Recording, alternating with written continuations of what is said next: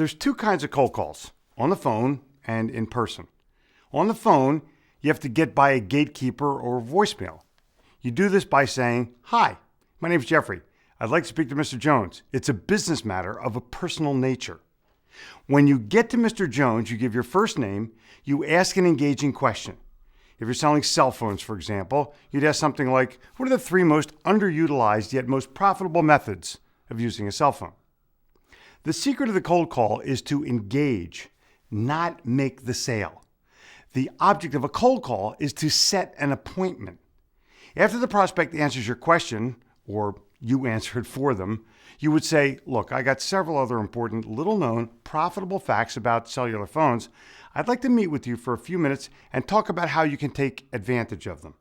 Let's talk about in person. It's getting harder and harder to make an actual cold call in person with all the security issues. If you're calling on a big company, you're not going to get in unless you scam your way in or you already have an appointment. But if you're calling on a small company, you can be truthful or you can be elusive. Truthful would be, I'd like to speak to the person in charge of computer profitability. More elusive might be, I have an important question about company morale based on computer operations, and I'd like to speak to the person in charge of morale. The key here is that I've asked for someone in charge of nothing. The more you ask for someone that no one can define, the better chance you have of speaking to a boss or a decision maker. Because the gatekeeper, having no idea what to say, but having direct access to the boss, will buzz him or her. Here's the final answer. Let me repeat that the secret to cold calling is engagement. If you're fortunate enough to get to that decision maker, you better have a damn good question to ask. If you ask me the biggest secret of cold calling, I would tell you in one word: preparation. If you're no good at it, you can sum it up in two words: preparation H. Hey, you want to stop making cold calls and still make appointments? Well, get this major clue first. Nobody likes cold calls, not the salesperson who makes them, and surely not the prospect who receives them. It's a way to sell. It's just not the best way to sell. And it's getting worse every day. So let me give you the 6.5 ways to professionally cure the common cold call and still get appointments. Not be sick, but be sales wellness. The principle behind each way is simple. Put yourself in front of people who can say yes to you and deliver value first. Value that generates attraction to get them to call you. The first thing you got to do is write an article. Something that gets in front of your key prospects and your customers, and something that's got response to it. Number 2, get on a talk show. Look, you can call in if you have to, but it's better to be interviewed. Number 3 is give a speech. At an association meeting or a trade show, even at a civic event, you're perceived the leader. People will want to get to know you. The 4th, send an e-idea of the week. Create your own email magazine. Talk to your customer or prospect and make certain that you're doing it in a way that will help them build their business. Number 5 is hold a free seminar. Make the topic compelling and make the content dynamic. Oh, and make the food great. Number 6, network at a business function. Be seen by those who count and those who decide. Get to know your customers personally. And 6.5, the most powerful way to make a sale, get a referral from somebody who loves you. Referrals beat cold calls 100 to 1. But in case you're wondering, how do I make this cold call, Jeffrey? Let me give you some acceptable cold call circumstances. After a sales call and you've been successful at it, go to 1 or 2 business offices that are right next door. Try to get your customer to introduce you rather than busting in alone. Make a small, set number of calls every day to practice gaining engagement or try out new sales ideas. Using the cold call is a lousy way to make a sale, but it's a great place to learn how to sell. Calling a particular category of business that's proven successful in the past or is hot. If everybody else is buying, engagement's going to be easier. But you might want to use a testimonial or two along the way. Let me give you the final answer. The secret of cold calling is it's not who you know, it's who knows you. If they know you, they'll invite you in. If they don't know you, you're toast. The hard part is getting known, but it can be done. I challenge you to become better known. I challenge you to become more valued in your business community. I challenge you to become more valued as a person in your business community. And I challenge you to create a better marketing outreach program than the one you have. If you do, they will call you, and that call is hot. You know, one of the things I'm faced with all the time is somebody asking me how they get around somebody. Well, here's the obvious answer. Never go to the lower level person to begin with, you chicken. The higher you start, the easier it is for you to get to a real decision maker. The only reason that salespeople go to a lower level person is because they think that it's an easier level of entry, when in fact it complicates everything. Let me give you the good answer. If you've made the mistake of going to a lower level person and you need to move up the ladder, you can easily say to the lower level person, look, I have a list of a half a dozen questions that I would love to ask you and Bill or you and your boss. I was wondering if it would be possible to set that meeting within the next few days. Here's a better answer. The easiest way to get around the lower level person is to include them. This way they don't feel threatened. But here's the worst case scenario. The lower level person is blocking you from getting to the higher level person. This is found in spineless corporate political environments. In other words, the lower level idiot that you're talking to is refusing to do the best that they can do for their company. Instead, he's doing whatever he can do to maintain his meager political presence. Here's the best answer and my recommendation. Get to the higher level person by means of a higher level information piece. You can't get to a higher level person with the same information that you presented to the lower level person. Lower level person wants to save money. Higher level person wants to earn a profit. You have to go in with a white paper full of ideas that positively affect the prospect's productivity and profitability. You got to go in with an article that you just wrote in their industry-related publication. You have to go in with critical information that doesn't interest the lower level person, but is crucial to the higher level person. High level people want to make a profit. Low level people insist on saving money. Important note, don't throw the lower level person under the bus, even though it's tempting as hell. Just say that you have information that you consider crucial to the higher level person and that you want to deliver it to him or her personally. When you meet with the higher level person, close the sale as fast as you can, because I guarantee you that the lower level sniveler will do everything that he or she can to puke all over your birthday cake. You know what the best way to get information to a prospect is? Give them information they can use. Take your brochure, dump it in the trash can. Bring them an idea that helps them build their business. I mean, what were you thinking here? You think I was going to tell you how to deliver your self-serving waste of time literature? Strap on your sales balls, buddy. If you're going to send your brochure, send it in a trash can. Save the prospect some time. Make sure you have your logo screen printed on the outside of a trash can so you can have a little fun.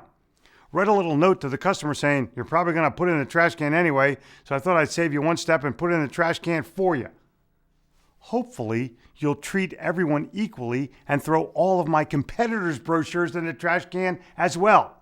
You can continue the note by saying, look, I got a few ideas I'd like to run by you that I'm certain you won't want to throw away, and I'd appreciate 15 or 20 minutes of your time so that I might be able to share them with you.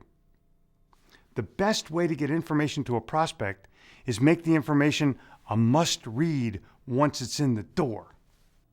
The gatekeeper, a person that every salesperson needs to get past in order to get into a company and potentially find the decision maker, is one of the biggest barriers in sales. Reason? Salespeople think they're smarter than the gatekeeper, when actually the reverse is true. Hey, sales genius. Understand that the gatekeeper has heard every sales line in the world 10 times, and she can smell a sales skunk before they even come in the door. He or she also knows when you're being sincere or insincere and will not tolerate a condescending manner or an impatient know-it-all. How do I know this is true? because in my early days of selling, it was part of my comeuppance training. I got 10.5 ideas of what you can do to get past the gatekeeper. Number 1, know the name of the decision maker before you make the call or before you go in the door. Number 2, have a response for what's this in reference to.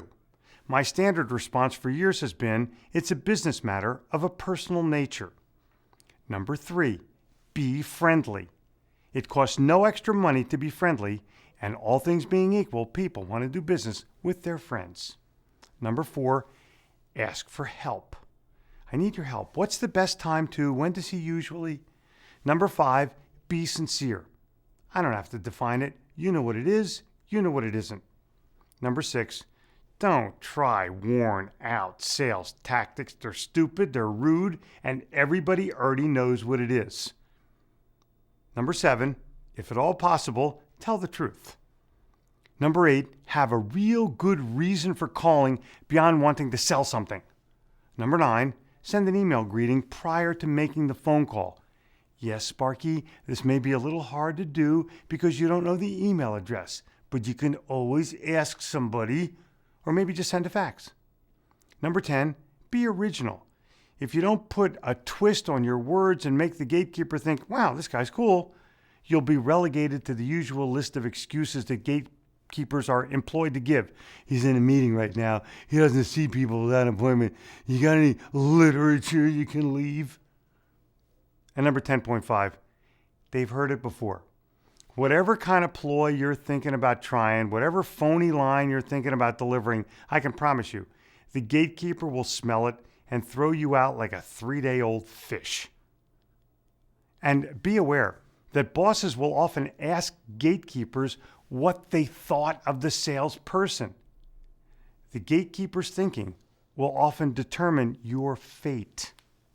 But here's the final answer. Getting around the gatekeeper needs to be a positive experience. If it's not positive, be certain that the gatekeeper will announce your presence to the boss by saying, some sales jerk is on line 3. You made the appointment. Now you got all your stuff together. You know what the problem is? You need information on a prospect before you go on the sales appointment. Well, the best, fastest, and most accurate way of getting information on a customer is right on the internet. The first thing you do is you go to the customer's website, print out a bunch of pages, especially important pages for later use, but read them and make notes on them in red. Then go to google.com. Google the name of the company that you're going to meet. Google or a comparative search like Dogpile will lead you to media information about the company. Number 3, you may even want to go to the archives of the Business Journal, bizjournals.com, to do a quick search on the company name. Number 4, Google the name of the person that you're meeting. If nothing pops up, you may want to Google the name of their mommy or their daddy. If you can't find anything on the person you're meeting with, why are you meeting with them? Go back to their website and find out the name of the person's boss. That's the person you should be meeting with. Do a little research. Print out their bio page. Read all their literature. Make a few red lines. Write down some ideas, and jot down a few questions that you'll want to ask as a result of the information that you've just found. Remember, company, person. Person's daddy if there's nothing on him. When the customer sees that you've gone to the trouble of going to their website and printed out pages of pertinent information, their respect level for you will increase by 1,000%. They will immediately engage with you because you pre-engaged with them. Here's the final answer. Everything you need to know about the customer has been written by them or about them, and it lives on the internet. And all you have to do is uncover it and then use it. What is the best way to set an appointment? Will you set this straight, please, Jeffrey? Well, the best way is face-to-face.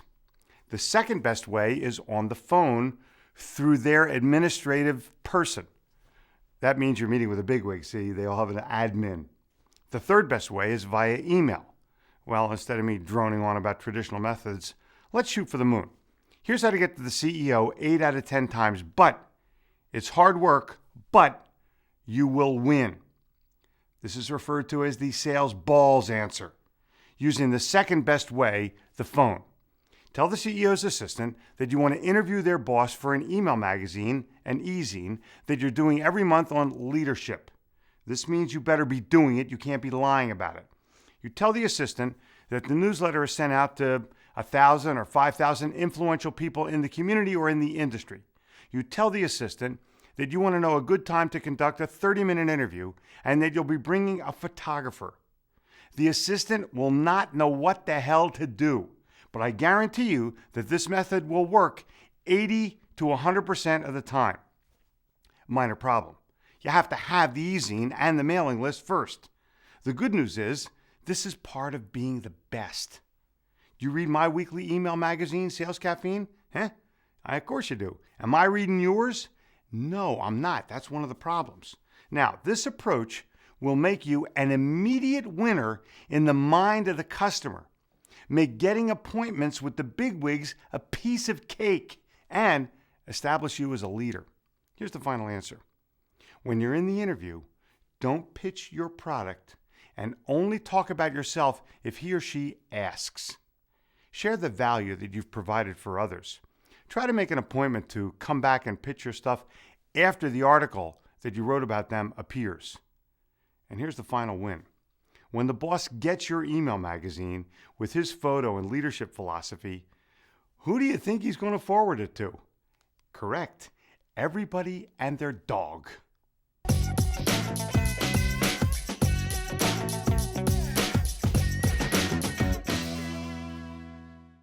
Jeffrey, how do I find out who the real decision maker is? Let me give you a clue there, D'Artagnan. The short answer is start with the biggest boss, sometimes called the owner, sometimes called the chief executive officer, and euphemistically called the person that pulls the trigger, the decision maker. Too often salespeople start too low and have to beg their way or worm their way up the ladder. I get emails all the time asking me, how do I get around the lower level person? And the answer is, don't start there, you fool. Why would you start with somebody who can't decide? The key is to get to the highest level person possible first. You can find out exactly who they are by going to their website or using a research tool like Hoover's.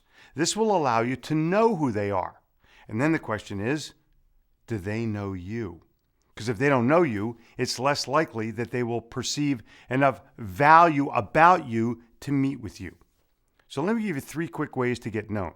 Number 1, write an article that they would read. Number 2, give a speech that they might listen to. Easiest place is your trade association meetings. Number 3, create a way to interview them for an article that you would write about them, something on leadership or business philosophy. Word of caution, it ain't easy. I'm giving you answers here that may take you years to perfect, but once you do, you will be forever in a leadership position and you will have forever created the law of attraction to yourself. The key is not to call the decision maker. The key is to have the decision maker call you. Here's the final answer. The first success key is to get in front of the real decision maker with a value message, something you wrote. Writing makes you look smart and valuable, maybe an authority. Millions of people will be reading this answer. Some of them may even want to call me when they're done reading this answer because they want their salespeople to call on more decision makers and less purchasing agents. That someone may even be you.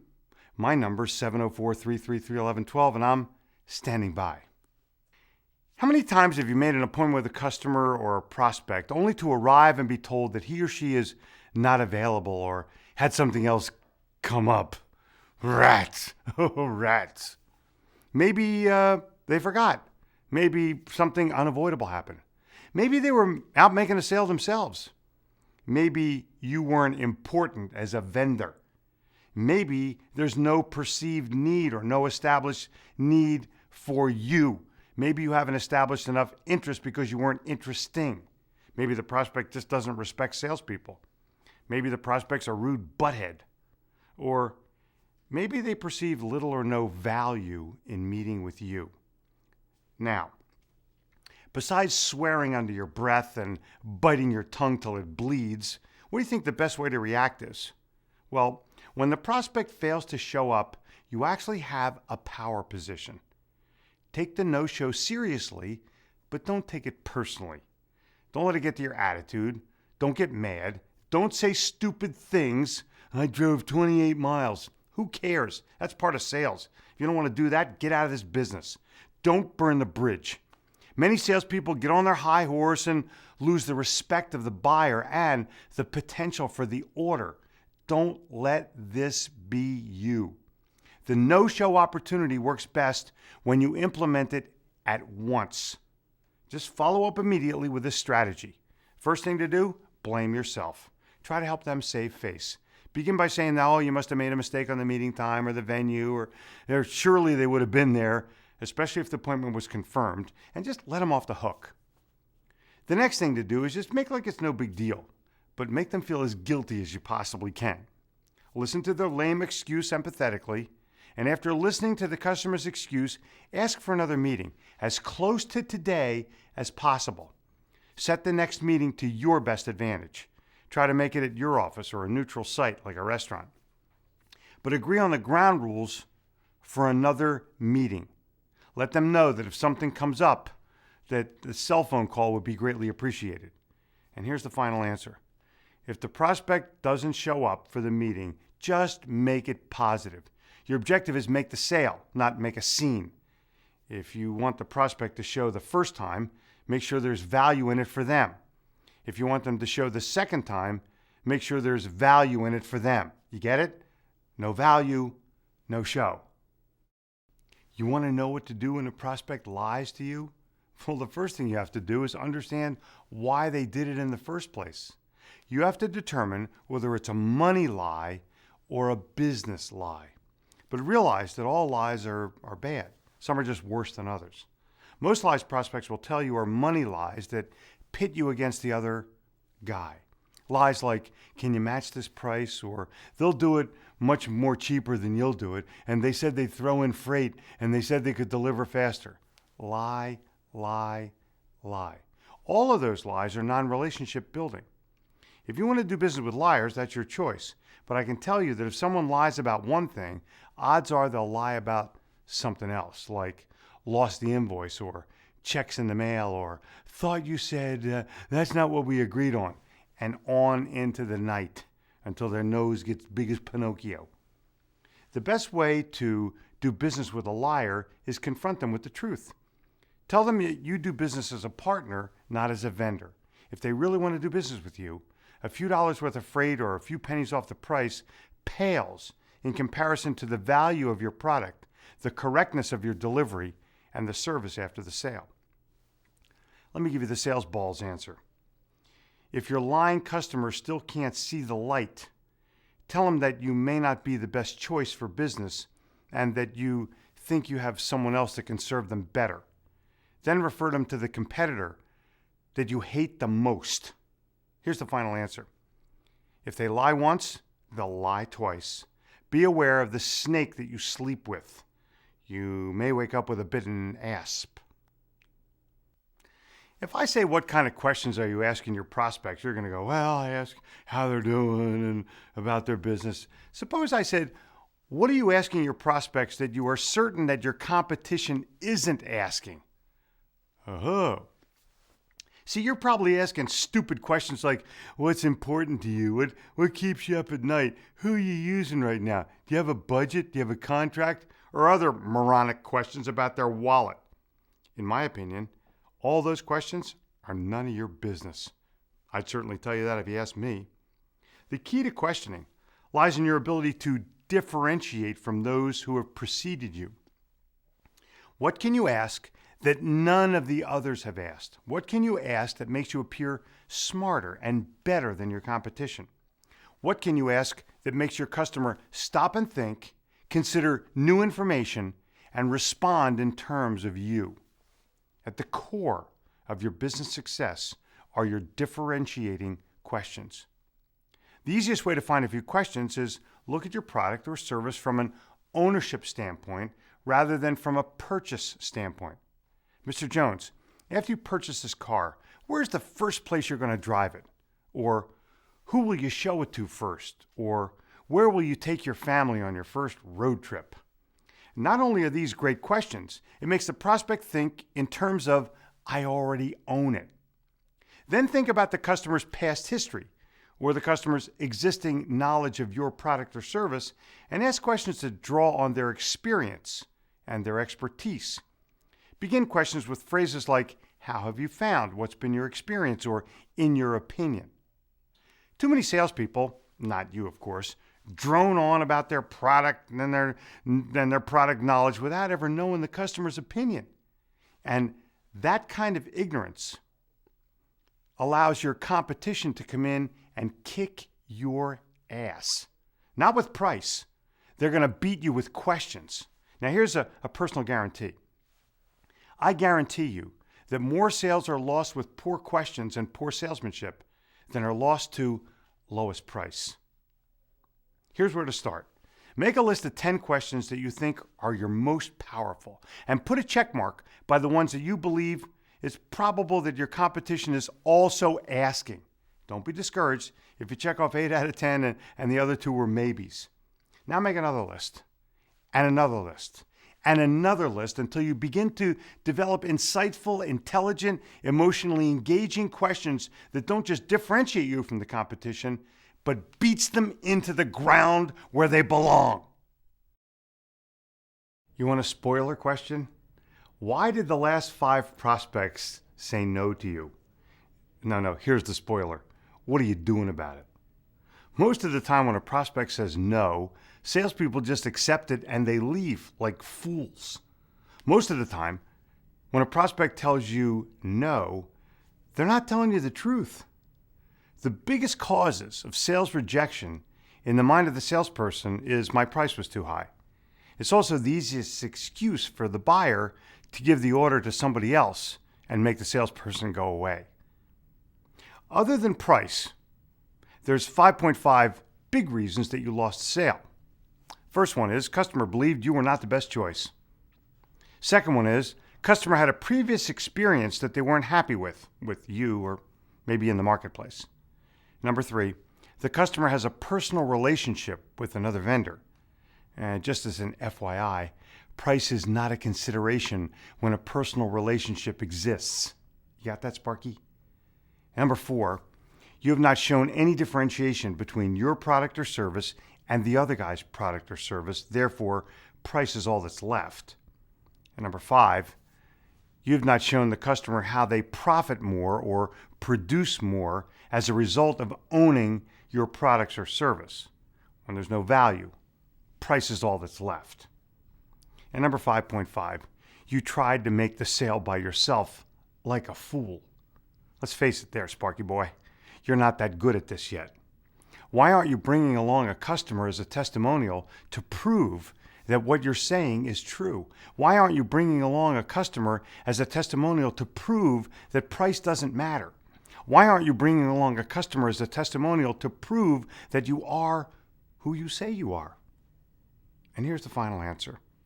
Combine why you lost the last 5 sales and how you made the last 5 sales, add testimonials to the mix, and you're going to be a winner. The knowledge that it adds to your sales power will blow the price objection out of the water. You already know how to make every sale. You're just not using your own sales power. Big question. Why did the last 10 prospects say yes to you, and how are you building on that? The last 10 sales will show you the 11th. Capture and repeat your success habits. Now, it's an easy concept, but it's so easy, it's never used. Salespeople, you included, continue to fight the same battle sale after sale. Price too high, can't get an appointment, satisfied with present supplier, taking 3 bids, can't reach the decision maker, blah, blah, blah. I have an idea for you. Study history. No, not American history. You don't care who Franklin Pierce's vice president was, do you? No. Study your own history, your sales history.